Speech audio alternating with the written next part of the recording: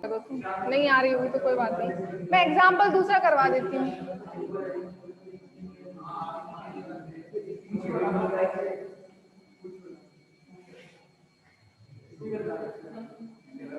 पूछना मतलब कर दिया।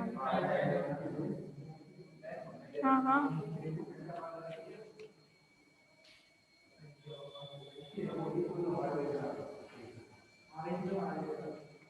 तो ठीक है फिर।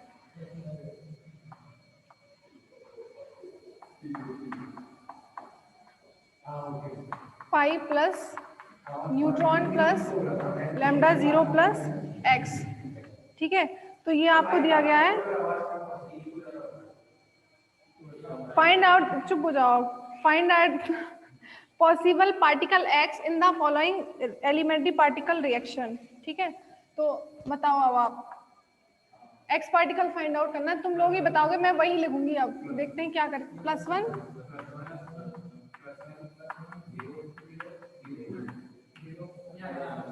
क्या आना चाहिए, Q = 1 आना चाहिए, ठीक है। उसके बाद B बेरियन नंबर +1, मेसॉन पाई मेसॉन नहीं पता 0 +1, लैम्डा 0 हाइपरॉन्स 1 होता है, ठीक है। B = 0, इसका मतलब जो भी पार्टिकल होगा वो बेरियन पार्टिकल तो नहीं है, ठीक है। तो उसके बाद में लेप्टॉन तो इसमें है ही नहीं, लेप्टॉन तो है ही नहीं, उसको मत लो, बोलेंगे तब भी 0 आएगा, तब भी 0, ठीक है। तो अब बेरियन भी नहीं है, आपके दिमाग में ये हो जाना चाहिए कि बेरियन पार्टिकल भी नहीं है और लेप्टॉन पार्टिकल भी नहीं है। इसका मतलब वो कौन सा पार्टिकल होगा, मेसॉन में ही लग रहा है मुझे तो, ठीक है। तो ये क्या हो जाएगा, स्ट्रेंथनेस 0 0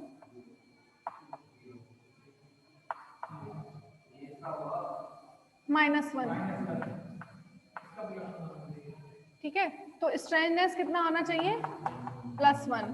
अब स्ट्रेंथनेस +1 +1 -1 -1 -2 -3, तो +1 किस में आता है, K प्लस और K0, ठीक है। तो +1 हो सकता है या K0 हो सकता है। अब चार्ज से देख लीजिए आप, चार्ज +1 है तो वो पार्टिकल कौन सा होगा, K+ होगा, ठीक है।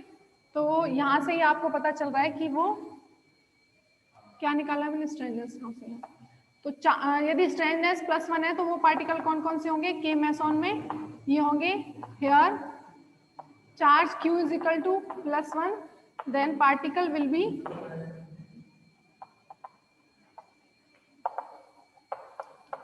K+, ठीक है। वैसे ये रिएक्शन ऐसा उसमें नहीं गिवन है रिएक्शन में, क्वेश्चन में कि ये बाय स्ट्रॉन्ग इंटरेक्शन है, ठीक है। वैसे यहाँ से भी इतने से पता चल रहा है आपको, तो आइसोस पे निकालने की जरूरत नहीं है।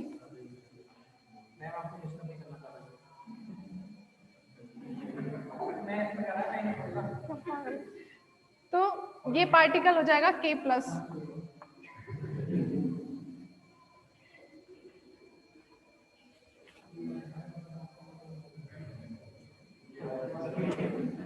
वैसे देखो ये स्ट्रॉन्ग इंटरेक्शन से होगी क्या रिएक्शन, आइसोस पे निकालना है, इसमें 0 + 0 0 लिख रहे हैं, इसमें 0 नहीं आता, हाफ एंड हाफ आता है,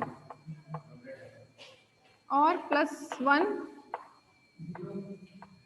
-½ या +½ लिख सकते हैं। सिंगलेट है 0, अरे न्यूट्रॉन के लिए हाफ लिखा है, प्रोटॉन पाई प्लस के लिए +1, इन दोनों के लिए 1 1, तो ये हो गया 1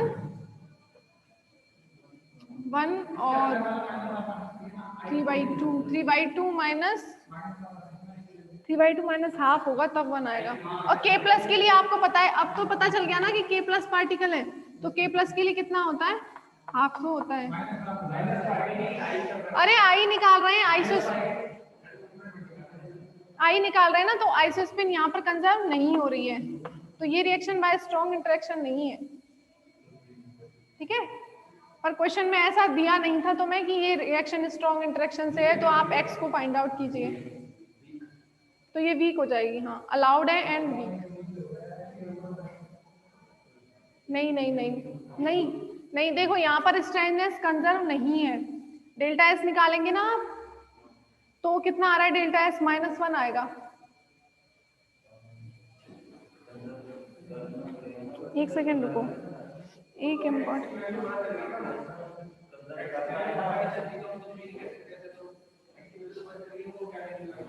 एक्स की वैल्यू कितनी आई है?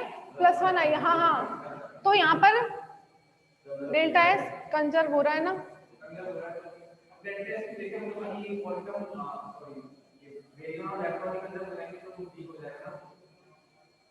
एक सेकेंड, एक चीज मेरे को क्लियर करने दो। डेल्टा एस कंजर्व होता है स्ट्रॉन्ग में, स्ट्रॉन्ग इंटरेक्शन में, ठीक है। और delta S not equal to 0 होता है वीक इंटरेक्शन में। Sorry, delta S not equal to 0 not conserve है, तो वो रिएक्शन नॉट अलाउड होती है, ठीक है। और ये वाली रिएक्शन स्ट्रॉन्ग इंटरेक्शन मतलब अलाउड भी है। उसके बाद वीक इंटरेक्शन के लिए एक बात लिख लो, delta S is equal to mod जो है ना इसका, वो 1 होता है फॉर वीक इंटरेक्शन।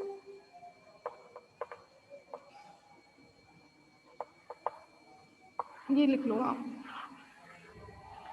देखो, डेल्टा एस कंजर्व होता है, मैंने अप्रोक्सीमेट कंजर्वेशन में लिखाया है, मतलब स्ट्रॉन्ग इंटरेक्शन वाले जो कंजर्वेशन लॉस से कंजर्व है, तो स्ट्रॉन्ग इंटरेक्शन है। यदि उसने पूछा है कि अलाउड है या नॉट अलाउड है, तो आपको सिर्फ अलाउड लिखना है, ठीक है।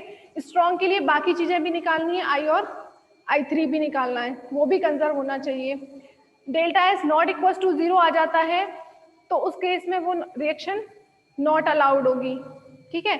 और डेल्टा एस इक्वल टू 0 भी आ जाता है, but delta Q not equal to 0 है, तो भी वो नॉट अलाउड होगी, क्योंकि चार्ज कंजर्व नहीं है या बेरियम नंबर कंजर्व नहीं है या स्ट्रेंथनेस कंजर्व नहीं, कोई भी एक चीज कंजर्व नहीं है, तो वो रिएक्शन क्या हो जाएगी?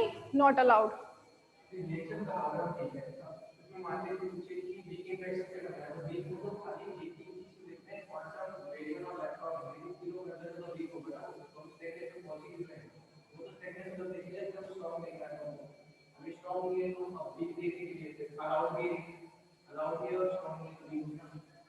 अलाउड भी है और स्ट्रॉन्ग नहीं है।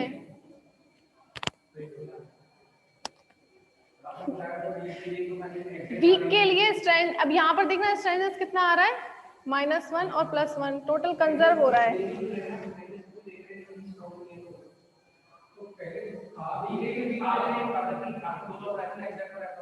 हाँ हाँ,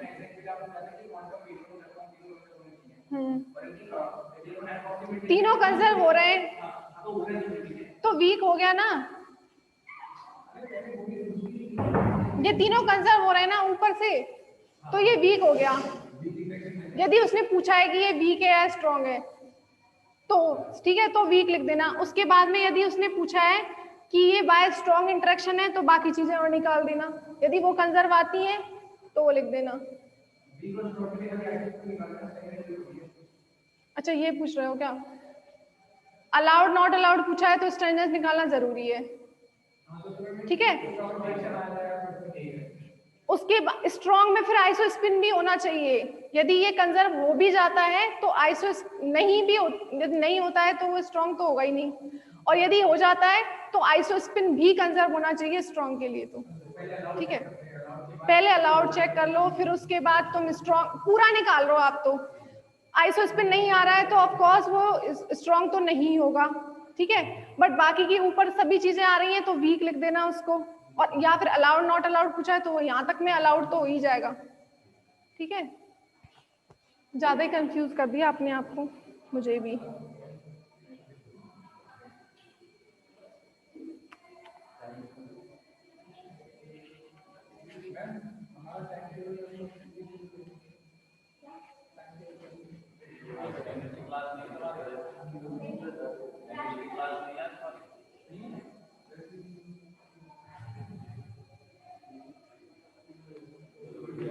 उसके बाद दो और कंजर्वेशन लॉ है, कंजर्वेशन ऑफ पैरिटी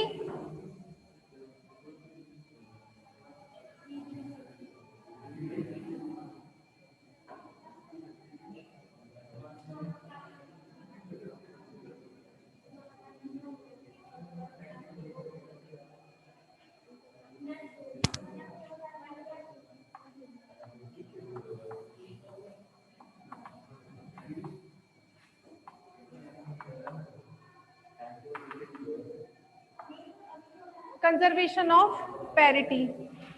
ठीक है, तो पैरिटी को क्वांटम मैकेनिकली आप लोगों को पता है कि पैरिटी ऑपरेटर की आइगन वैल्यू क्या होती है। जैसे कोई पार्टिकल है, उसका पोजीशन r है और स्पिन जो है s है।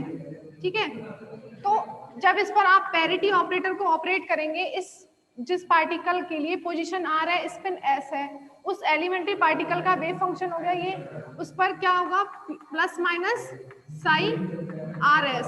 तो वही वेव फंक्शन हमें मिलेगा, या तो +1 हो सकता है या -1। तो +1 कब होगा, जब ये सिमेट्रिक फंक्शन होगा, और -1 कब होगा, जब ये एसिमेट्रिक फंक्शन होगा। तो पैरिटी ऑपरेटर की कोई दो ही वैल्यू हो सकती है, +1 या -1। तो +1 को तो बोलते हैं आप इवन पैरिटी, ठीक है, इवन पैरिटी एंड, और इसको बोलते हैं ऑड पैरिटी। तो एक्सपेरिमेंटली ये ऑब्जर्व किया गया था कि जो मेसॉन पार्टिकल्स होते हैं, मेसॉन या बोसोन पार्टिकल जो होते हैं, आपको बताया था कि मेसॉन पार्टिकल क्या है, बोसोन पार्टिकल्स हैं, जिनका स्पिन क्या होता है 1/2। बोसोन पार्टिकल 1/2, 1 नहीं, 0 1 2 3 कुछ भी हो सकता है, बट इसके लिए 0 होता है, इंटीजर फॉर्म में होता है ना बोसोन पार्टिकल के लिए स्पिन। और ये मेसॉन पार्टिकल क्या है, बोसोन पार्टिकल ही है। तो इनके लिए जो एक्सपेरिमेंटली ये ऑब्जर्व किया गया था कि बोसोन पार्टिकल्स के लिए पैरिटी जो होती है वो ऑड होती है, and for fermions particle, fermions particle के लिए पैरिटी +1 होती है। ठीक है, तो फर्मियंस पार्टिकल कौन कौन से हैं, एलिमेंट्री पार्टिकल में बात करें तो हाइप्रॉन्स सभी फर्मियंस हैं, पता नहीं कौन सी दुनिया में चले गए।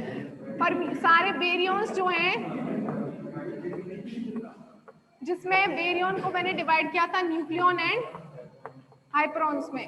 न्यूक्लियंस क्या होते हैं, न्यूट्रॉन और प्रोटॉन, जिनका स्पिन हाफ ही तो होता है, फर्मियन है ना।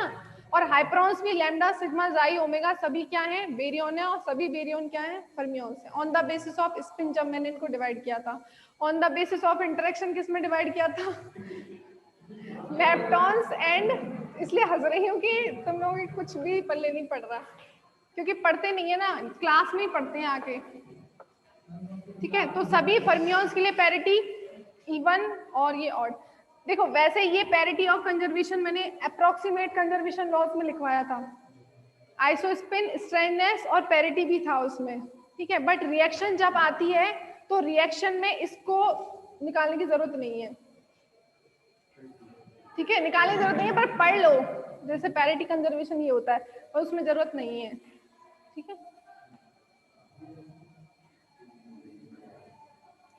जैसे आपका एक पैरिटी ऑपरेटर होता है, ऐसे ही एक चार्ज कॉन्जुगेशन ऑपरेटर होता है, कंजर्वेशन ऑफ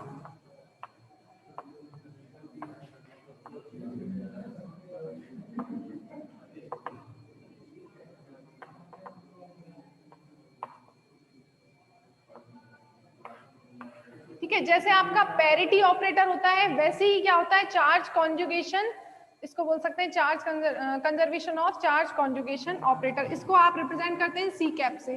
ठीक है, तो सी कैप ऑपरेटर जब किसी पार्टिकल पर, एलिमेंट्री पार्टिकल पर लगाया जाता है, जैसे मान लीजिए मैंने K+ पार्टिकल पर लगाया, K+ एलिमेंट्री पार्टिकल है, उस पर मैंने चार्ज कॉन्जुगेशन ऑपरेटर। तो चार्ज कॉन्जुगेशन आपको इसके नेम से ही पता चल रहा है कि चार्ज का कॉन्जुगेशन मतलब इसका जो चार्ज है किसमें चेंज हो जाएगा, K- में। तो चार्ज कॉन्जुगेशन ऑपरेटर क्या करता है, Q को -Q में चेंज करता है। अब देखिए जैसे किसी पार्टिकल के लिए, जैसे प्रोटॉन है या फिर कोई भी हाइड्रोन ले लीजिए, σ+ है, इसका चार्ज कितना है, +1 है, तो इस पर चार्ज कॉन्जुगेशन ऑपरेटर लगाएंगे तो चार्ज कितना हो जाएगा, -1। ठीक है, जब इसका चार्ज -1 हो जाएगा, अब ये बेरियन पार्टिकल है, इसके लिए बेरियन नंबर कितना है, +1। तो चार्ज कॉन्जुगेशन से जब उसका चार्ज -1 हो गया, इसका मतलब कि उसका बेरियन नंबर भी किस में चेंज हो जाएगा, क्योंकि -Q क्या होता है, एंटी पार्टिकल होता है ना। जब इसके लिए, जब इसका चार्ज Q है, उसके लिए बेरियन नंबर 1 होगा, तो एंटी पार्टिकल के लिए -1। तो मतलब चार्ज चेंज होगा तो बेरियन नंबर -B में चेंज हो जाएगा।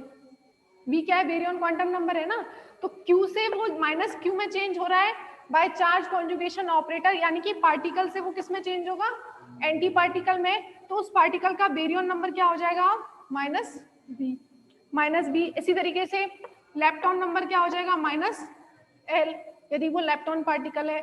और क्या चेंज होता है एंटी पार्टिकल के लिए, स्ट्रेननेस भी चेंज हो जाती है। एस किस में चेंज हो जाएगा, माइनस एस में, ठीक है। अब आई भी किस में चेंज हो जाएगा, माइनस आई में, ठीक है। आई चेंज हो जाएगा माइनस आई में। मान लो मैंने बताया था कि आइसोस्पिन जो होता है पार्टिकल और एंटी पार्टिकल के लिए सेम होता है, तो इसीलिए यही चीजें चेंज होंगी, ठीक है। तो सिर्फ आपसे ऐसा पूछा जाए कि कंजर्वेशन लॉस क्या है, तो आप उसमें लिखेंगे एग्जैक्ट एंड अप्रोक्सीमेट। तो एग्जैक्ट में कौन कौन से थे, चार्ज कंजर्वेशन, मास कंजर्वेशन और मोमेंटम कंजर्वेशन, लीनियर और जो दोनों थे, और उसके अलावा baryon number and lepton number conservation, ठीक है। अप्रोक्सीमेट में कौन कौन से हो गए,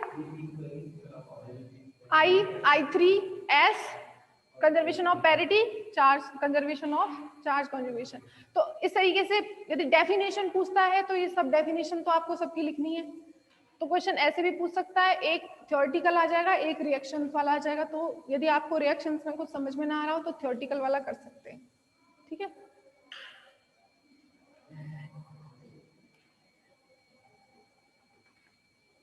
तो आपके इस तरीके से अब कंजर्वेशन लॉस कंप्लीट। पार्टिकल्स सबको मैंने एक एक को आपको बता दिया कि किसमें किस फैमिली में कितने पार्टिकल होते हैं, उनको फर्मियन और बोसोन के बेस पर किस तरीके से डिवाइड किया था, on the basis of interaction कैसे डिवाइड किया था, सभी पार्टिकल पढ़ लिया आपने। अब इसमें लास्ट जो रह गया, एक तो रह गया आपका क्वार्क मॉडल, ठीक है। एक क्लास तो इसमें हो जाएगी क्वार्क मॉडल। यहां तक में एक क्वेश्चन आ जाता है, दूसरा क्वेश्चन यहां से आ जाता है। अब बोलेंगे हम तो ये वाला पढ़ लेंगे, चलो ठीक है, क्लास लिए थोड़ा थोड़ा तो समझ में आ जाएगा फिर वो क्वार्क मॉडल। और एक चीज और रहेगी आपकी इंटरेक्शंस, वो मैंने अभी नहीं बताया आपको। इंटरेक्शन एक तो वीक इंटरेक्शन है, स्ट्रॉन्ग इंटरेक्शन, इलेक्ट्रोमैग्नेटिक इंटरेक्शन और ग्रेविटेशनल इंटरेक्शन, चार। क्योंकि ये बहुत इंपॉर्टेंट है, कई बार ये सब पढ़ा एक तरफ और एक इंटरेक्शन ही पूछ लेता है एक ऑप्शन में, ठीक है। तो थ्योरी है वो पूरी, वो वाला। तो एक क्लास उसकी होगी on the basis of interaction, types of interaction, और एक क्लास इसमें हो जाएगी क्वार्क मॉडल। इसमें दो भी लग सकते हैं, तो मुश्किल से 2 या 3 दिन की क्लास लगी है। हाँ, कल फ्राइडे है क्या, फ्राइडे कल, तो एक क्लास कल तो मैं वो करा देती हूँ आपको इंटरेक्शंस। फिर उसके बाद फिर सैटरडे की मेरी छुट्टी रहेगी, तो मंडे ट्यूसडे या मंडे क्वार्क मॉडल हो जाएगा। फिर अब क्लास ऑफ कर दी क्या तुमने, अब नेक्स्ट कल पढ़ेंगे।